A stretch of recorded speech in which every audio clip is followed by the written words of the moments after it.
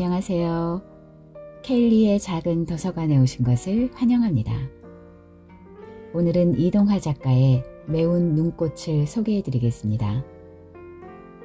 가슴은 뜨거웠지만 연애는 싱거웠던, 하지만 가슴 찡한 젊은 날의 첫사랑 이야기.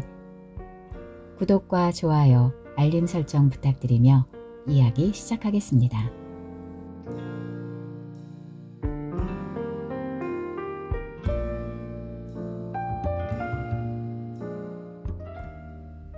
대학 시절을 회상하면 미아리 돌산부터 먼저 떠오른다.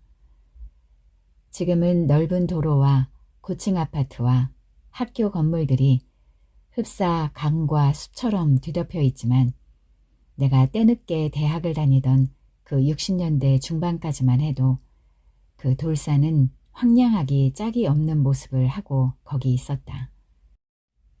우리가 먹비 세느강이라고 불렀던 그 정릉천변 주변에서 시작된 무허가 건물들이 산 정상까지 다닥다닥 기어오른 달동네 풍경이나 특히 대학 건물 뒤쪽에 버려진 채석장 풍경은 그 무렵 우리들이 걸핏하면 4월은 잔인한 달 어쩌고 하며 자주 읊조리곤 하던 엘리엇의 시를 곧잘 연상하게 만들었다.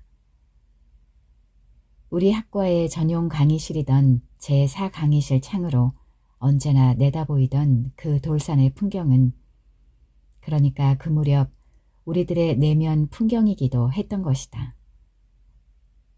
그날 강의가 다 끝난 뒤에도 우리는 자주 그 강의실에서 시간을 죽이곤 했다.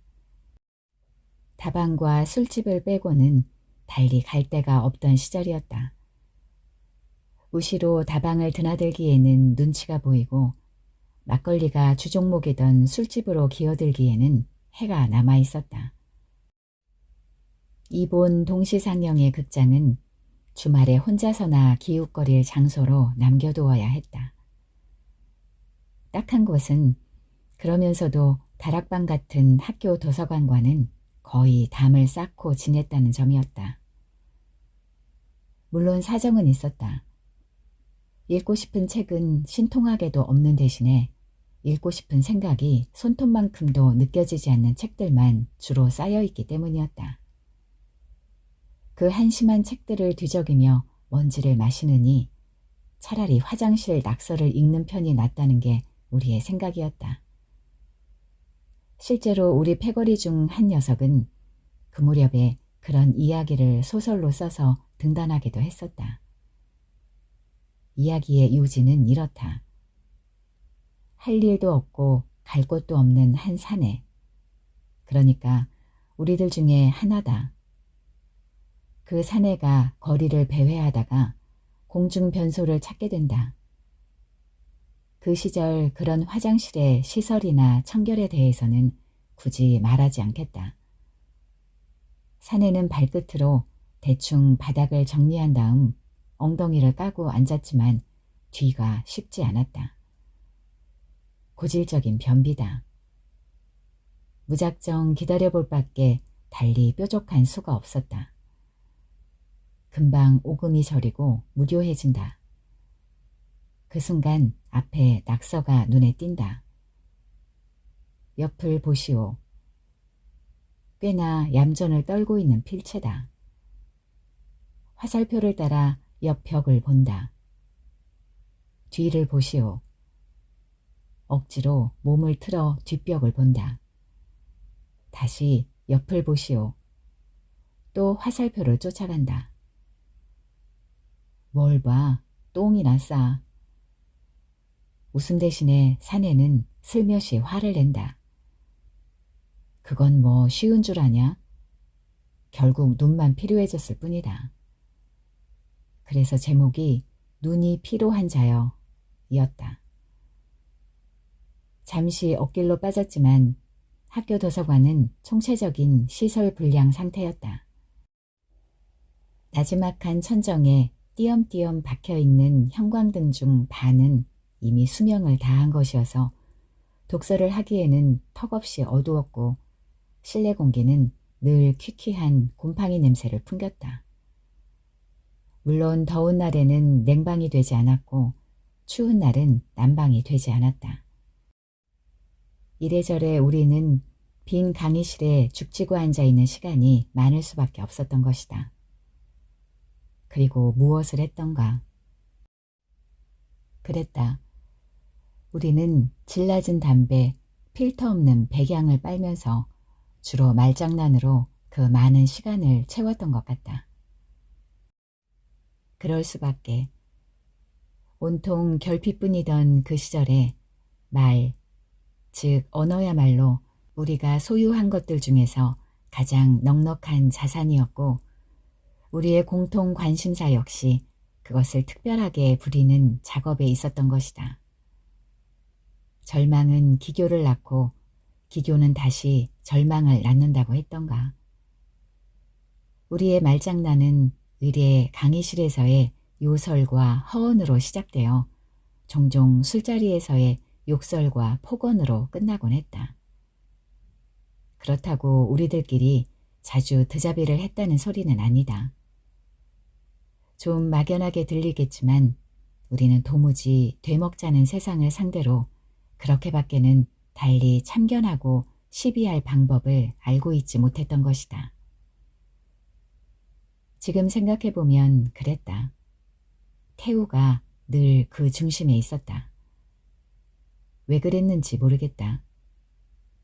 시를 빚어내는 솜씨가 우리들보다 좀 앞서 있었다고는 해도 그래서 이른바 학원 문단에 두루 이름이 나있던 위인이라고는 해도 그것만으로는 썩 납득이 되지 않았다. 그보다는 차라리 그가 우리 중 누구보다 가슴은 뜨겁고 발끝은 시린 사내였기 때문이 아니었나 싶다. 그는 편모스라의 외동으로 부산 자갈치 시장을 제 집 앞마당으로 알고 자란 녀석이었다. 그래서 그가 구사하는 남도 사투리는 투박한 어투와 질퍽한 욕으로 늘 활기가 넘쳤다.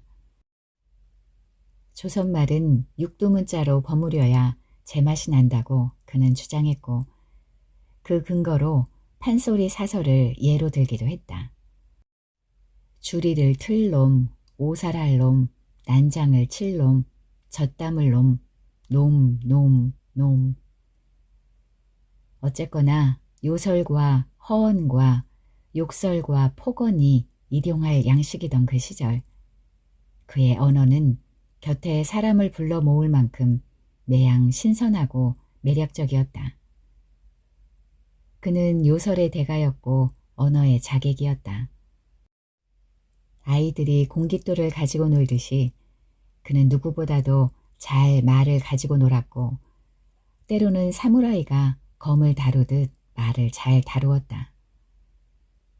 우리는 그의 요설과 허언에 언제든 배꼽을 잡고 웃을 준비가 되어 있었고 마찬가지로 그의 욕설이나 폭언에도 이의 없이 맞장구를 치고는 했다.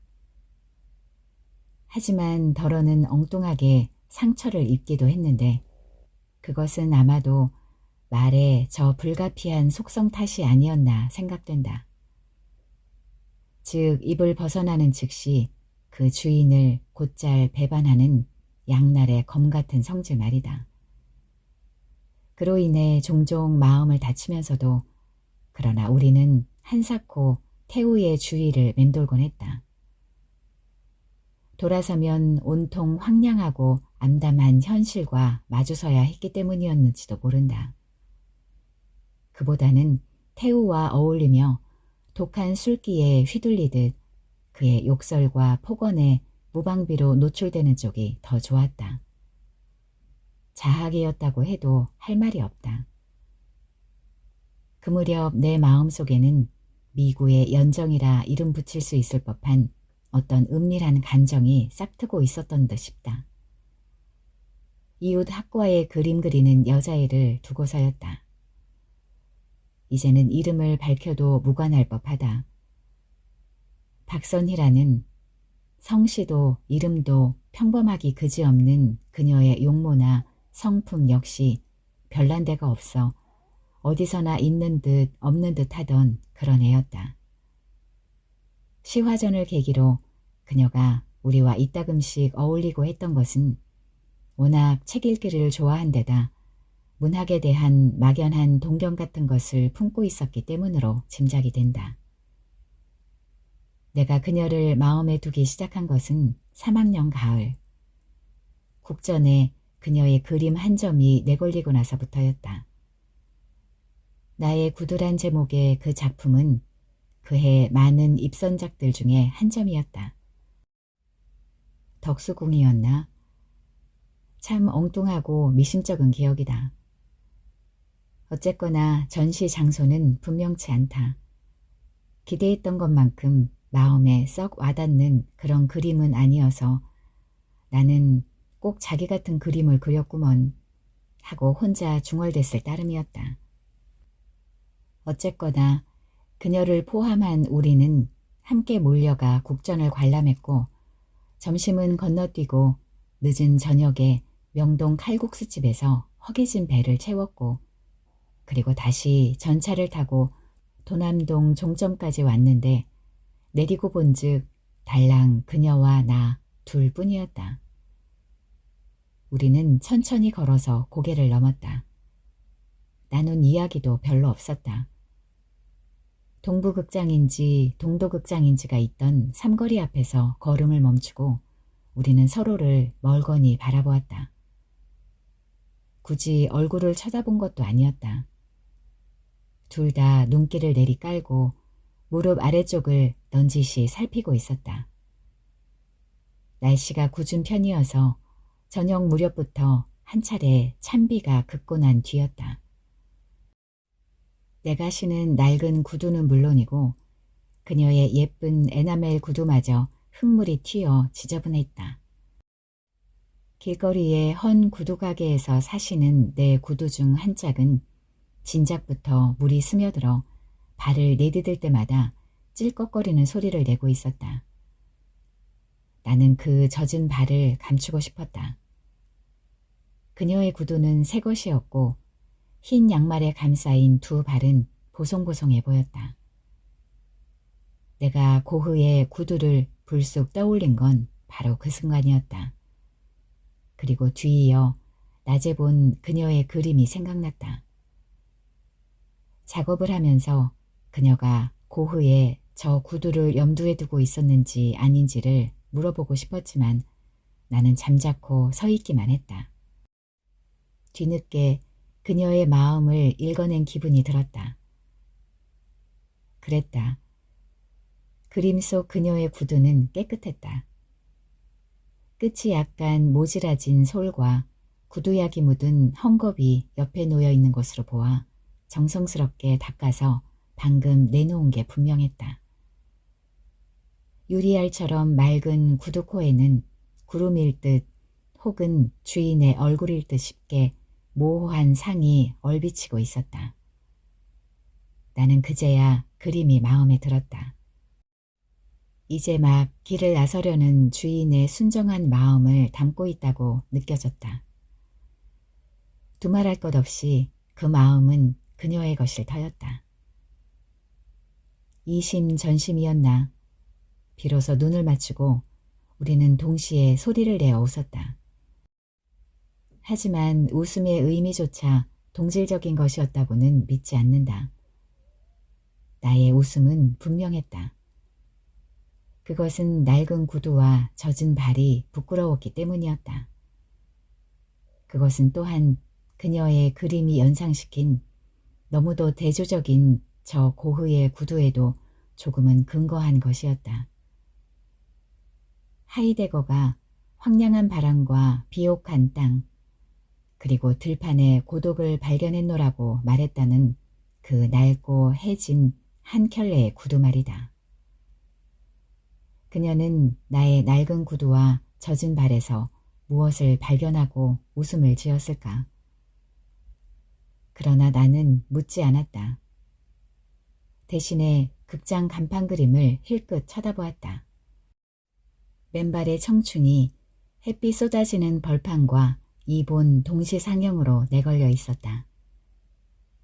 신성일 같고 황해 비슷한 상반신의 산의 둘이 먼 곳에 시선을 두고 서 있었다. 그러고 나서 우리는 곧 갈라졌다. 그녀는 자기 화실이 있는 정릉 골짜기로 길을 잡았고 나는 다리를 건너 기름시장 안쪽에 박혀있는 자취방으로 돌아왔던 것이다. 곰곰 생각해봐도 그게 다였다. 그것을 연정의 시작이라고 말할 수 있을까? 그날 이후로 나는 문득문득 그녀의 구두를 떠올리고는 혼자 즐거워했다. 얼굴이 아니다. 앞쪽에 리본이 붙어있고 약간 통통한 느낌을 주는 에나멜 구두. 마음을 두고 있어서인지 그녀의 모습이 부쩍 더 자주 내 눈에 띄었다. 우리 학과의 전공 강의 시간에도 덜어 보였고 이따금씩은 밤늦은 술자리에서도 있는 듯 없는 듯 그녀가 끼어있곤 했다. 그해 겨울방학 중에 나는 그녀와 여러 통의 편지를 주고받았다. 그녀는 작업실이 있는 서울에 머물고 있었고 나는 원고지와 책 몇 권만 들고 시골집으로 내려와 있던 때였다. 어느 쪽이 먼저 시작했는지는 분명치 않다. 하여간 한 주에 한 번꼴로 오간 우리들의 편지를 지금은 내가 전부 가지고 있다. 그러나 그 서간문 어디에도 사랑이란 단어를 찾아낼 수는 없다. 주로 그림 이야기며 책 이야기를 지치지도 않고 늘어놓고 있는 것이다. 그것도 나는 주로 박수근의 그림이나 폴 고갱의 산문집 이야기를 늘어놓았고 반대로 그녀는 주로 버지니아 울프의 소설과 김수영의 시를 이야기했다. 그런 식으로 그녀와 나는 내내 문학과 예술에 대해서 토로했던 것이다. 그렇다고는 해도 개강을 기다리는 내 마음은 좀 유별났다. 제4 강의실 멤버들을 다시 만난다는 기대와 더불어 내 마음속에는 그녀와의 해후에 대한 설렘도 적지 않았다고 기억된다. 그런데 이 기대와 설렘은 개강 즉시 무참히 학살당하고 만다. 개강 첫 주의 일이었다고 기억된다.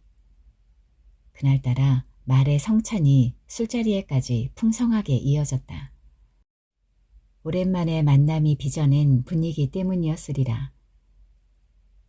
대일 굴욕 외교 반대 시위에서부터 영화 안개의 신인 배우 윤정희에 이르기까지 김동리의 소설 까치소리부터 남정현의 소설 분지까지 중구난방 휘돌아친 다음이었다. 그제야 아직 얼굴을 내밀지 않고 있는 녀석들을 도마 위에 올려두고 잠시 씹어대던 얼음에 어쩌다 박선희란 이름도 등장했다. 방학 중에 작업을 좀 했는지 모르겠다고 누군가 말했고 웬걸 겨우내 작업실이 닫혀있더라고 다른 녀석이 대꾸했다. 나는 잠자코 입을 다물고 있었다. 그때 누군가 또 말했다. 가 억식이 화사해졌다 아이가. 마 이쁘게 꾸민 꽃돼지더라. 그게 태우였다. 녀석은 무심히 담배 연기를 토해내고 있었다. 나는 태우를 쏘아보았다.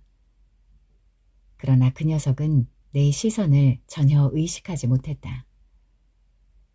자신이 방금 내뱉은 말이 양날의 검처럼 무엇을 베어 쓰러뜨렸는지조차 도무지 알지 못하고 있는 얼굴이었다. 녀석의 낯짝이 그렇게 미련스러워 보일 수가 없었다. 그 아둔함 속에 감추어진 폭력성을 나는 실감했다. 한데도 잘난 듯이 녀석은 또 말장난을 이었다. 똥똥이와 똥뚱이 사이에 똥뚱이가 있는 기라. 그라고 똥뚱이들 중에 달거리하는 짐승이 바로 꽃돼지과 아이건나. 나는 내 앞에 놓인 막걸리 잔을 집어들어 단숨에 비웠다. 그리고는 아무 말도 않고 자리를 떴다. 그 학기를 어떻게 보냈는지 확실하게 남아있는 기억이 별로 없다. 그 대신 대학의 마지막 여름방학은 내 머릿속에 깊이 각인돼 있다. 한 달 넘게 여행을 했기 때문이다. 그것도 혼자서 나선 무전여행이었다. 그랬다. 도보와 무임승차를 번갈아 하고 굼기와 노숙을 예사로 하면서 나는 서해안을 따라 목포까지 내려갔고 거기서 꼽을 쳐두었던 비상금을 털어 제주행 카페리를 탔다. 난생 처음 겪어보는 긴 항해였다. 갑판 한쪽 구석자리에 아무렇게나 몸뚱어리를 구기고 앉은 채 나는 밤새 검은 밤바다만 내려다보고 있었다. 도무지 잠이 오지 않았다. 마침내 제주항에 닿았을 때는 이른 새벽이었다. 왠지 낯익은 마을로 돌아온 기분이었다. 여기 아무 집에나 기대어 평생을 살아도 좋으리라 생각했다. 나는 어찌어찌 서귀포까지 갔다가 다시 제주항으로 되돌아왔다. 하지만 생각처럼 쉽게 몸을 기댈 곳은 없었다. 또 배표를 손에 넣기까지는 우여곡절도 많았다. 하지만 여기서는 생략하기로 한다. 2학기 개강과 거의 동시에 나는 취업을 했다. 주로 무협 소설을 번역 출판하는 곳이었다. 번역자들은 거의가 환갑을 지난 노인네들이어서 한글 문장에는 서툴렀기 때문에 나는 주로 그것을 다듬고 교정을 보는 일을 했다. 때로는 노벨 수상작가들의 소설 중에서 이미 번역 출간된 것을 수사들만 조금씩 바꾸는 식으로 몽땅 베껴먹기도 했다.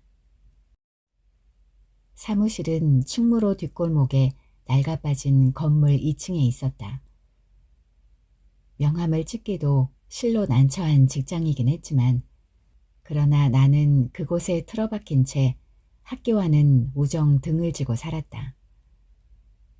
아침 저녁으로 만원 버스에 실려 미아리 고개를 오르내리면서도 가급적 그쪽을 내다보지 않았다.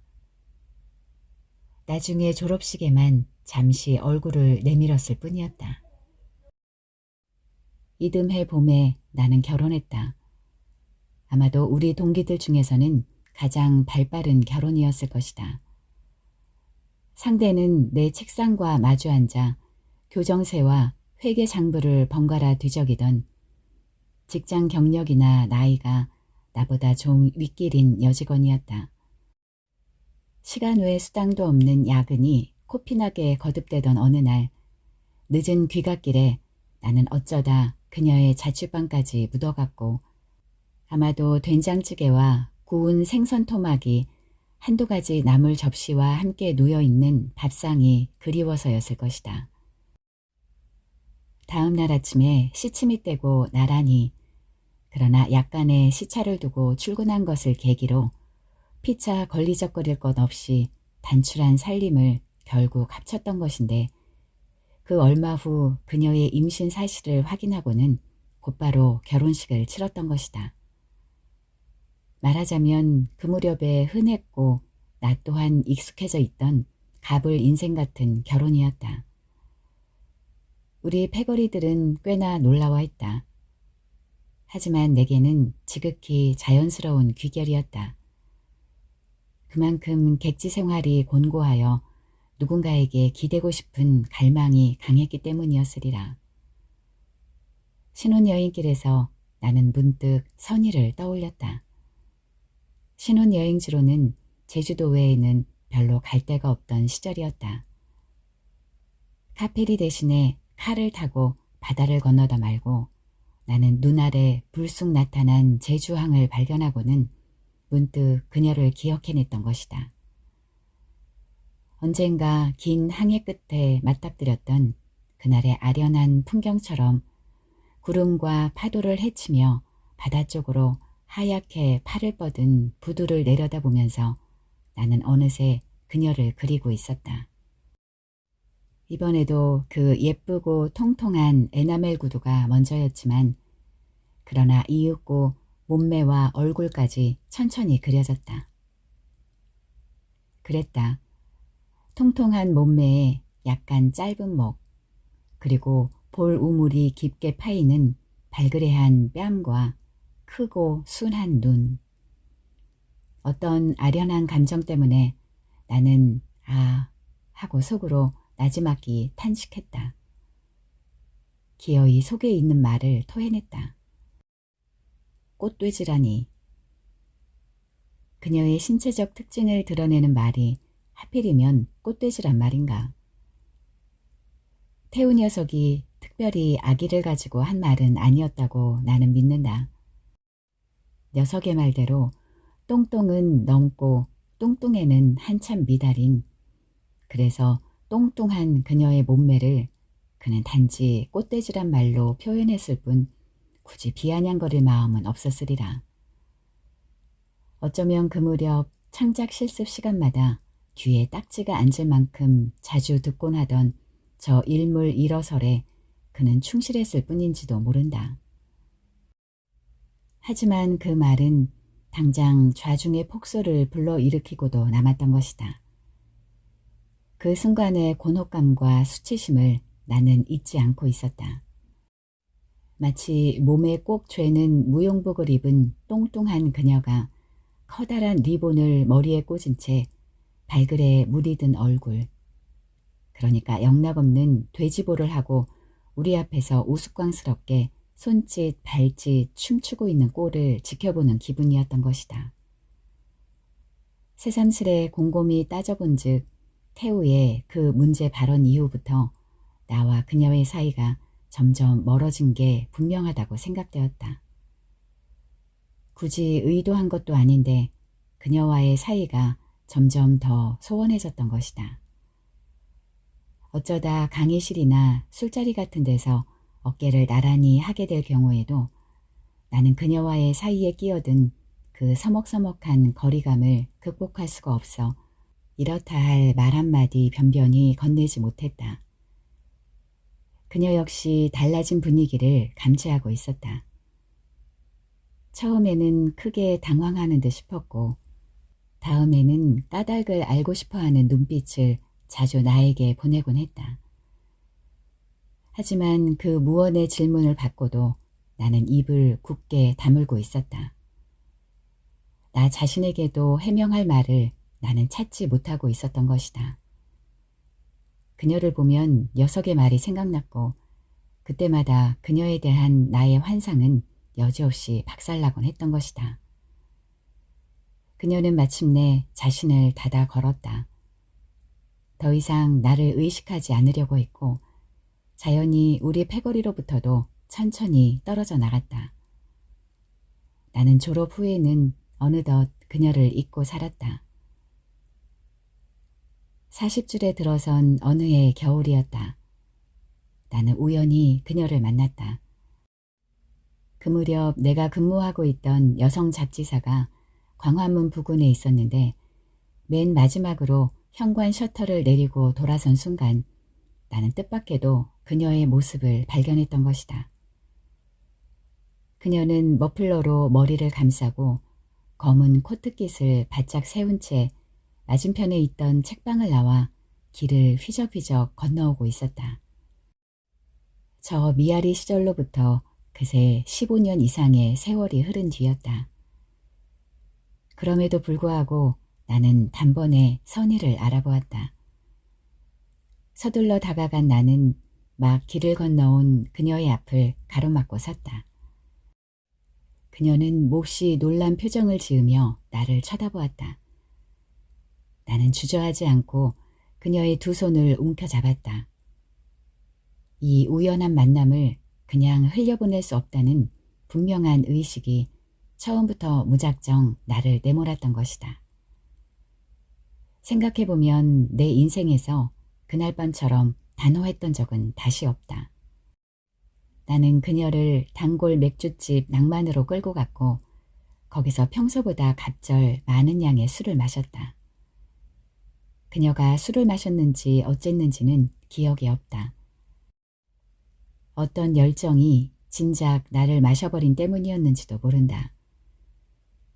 어쨌거나 통금 시간이 임박해서 그곳을 나온 다음에는 막무가내로 그녀를 가까운 여관방에 밀어넣었다. 사실 나는 너무 취해버려서 어차피 그녀의 마음을 세심하게 살필 수 있는 상황이 못 되었다. 다행히 그녀가 별 저항 없이 나를 따라준 것만 기억에 남아있다.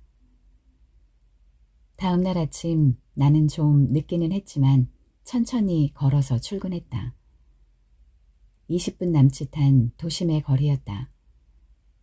전날의 과음에도 불구하고 머리가 맑았다. 보도에 떨어지는 햇살이 무척 따스하고 정갈한 느낌을 주었다. 전에 없던 일이었다. 그러고 보니 첫 아내와 헤어지고 나서 갈팡질팡 헤매며 산 세월만도 벌써 여러 해째였다. 그간 일이 있건 없건 나는 늘 밤늦게까지 편집실에 남아있었고 귀갓길에는 취하지 않은 날이 별로 없었다. 당연히 출근길에는 머리가 무거웠고 퇴근길에는 다리가 무거웠었다. 그러나 이날만은 오랜 숙취에서 깨어난 듯 머리가 개운하고 다리도 가뿐하였다. 그랬다. 나로서는 전혀 뜻밖의 우연한 만남이었다. 하지만 그녀와의 단 한 번의 만남이 그 무렵의 나에게는 커다란 위안과 힘이 되었던 게 분명했다. 그날 이후 나는 정상적인 생활을 되찾았다.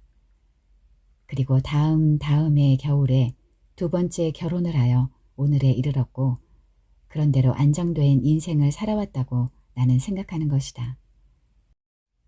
그런데 얼마 전 나는 갑작스러운 기별을 받고 그녀를 만나러 나섰다. KTX로 1시간 반쯤 걸리는 곳이었다. 역으로 마중 나온 여인을 보고 나는 한동안 혼란 속에 빠져들고 말았다. 짧은 순간의 일이긴 했지만 우리는 그러니까 30년 이상의 세월을 단숨에 건너뛰어 저 미아리 캠퍼스의 어디쯤 되는 공간에서 그렇게 마주보고 서 있었던 것이다. 그랬다. 우리의 마음 저 안쪽 어딘가에는 빙벽에 박힌 눈꽃처럼 어느 순간 정지한 사물들이 오랜 세월에도 불구하고 여전히 하얗게 남아있는 것이다. 발도 입도 얼어붙어 있는 나에게 그녀는 다가와서 다소곳이 머리를 숙였다. 그러고 나서 아무개 선생이시냐고 물어 확인한 다음 박선희의 딸이라고 자신을 밝혔다.